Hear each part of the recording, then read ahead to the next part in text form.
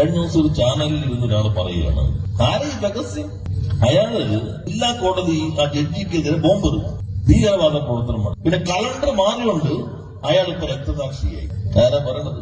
നേരത്തെ അംബേദ്കറെ കുറിച്ച് പറഞ്ഞത് BJP RSS ആണെങ്കിൽ ഭഗത് സിംഗിനെ കുറിച്ച് ഇങ്ങനെ പറയുന്നത് ജമാഅത്ത് ഇസ്ലാമിയാണ്. മീഡിയ വൺ ചാനലിൽ ഇരുന്നിട്ട് അവരുടെ ജമാഅത്ത് ഇസ്ലാമിയുടെ ആണല്ലോ മീഡിയ വൺ. ഭഗത് സിംഗിനെ കുറിച്ച് പറയാണ്, അങ്ങേയറ്റം അധിക്ഷേപകരമായ രൂപത്തിൽ ഭഗത് സിംഗിനെ കുറിച്ച് പറയുന്നു എന്നത് മാത്രമല്ല അവിരകത്തിലെ രാഷ്ട്രീയം.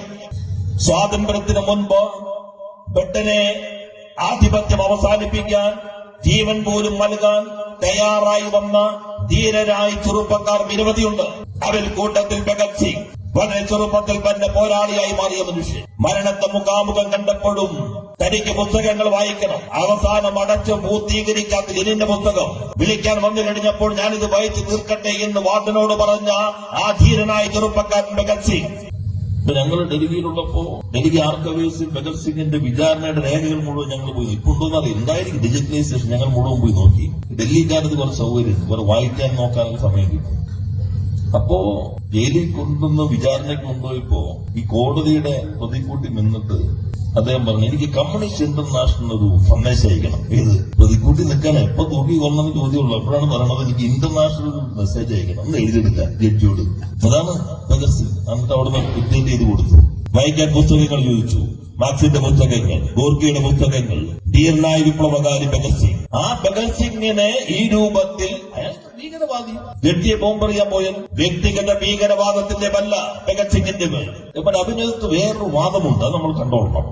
ജമാഅത്ത് ഇസ്ലാമി അതുമായി ബന്ധപ്പെട്ട് നിൽക്കുന്ന ആളുകൾ ഇസ്ലാമിക രാഷ്ട്രീയ നിലപാടുകൾ പൊളിറ്റിക്കൽ ഇസ്ലാമിന്റെ വക്താക്കൾ അവർ ഇന്ന് ഭീകരവാദ പ്രവർത്തനം നടത്തുന്നവരാണെങ്കിൽ നാളെ ഇസ്ലാമിക രാഷ്ട്രം വന്നാൽ അവർ മഹാന്മാരായി തീരും എന്നുള്ളതാണ് സന്ദേശം.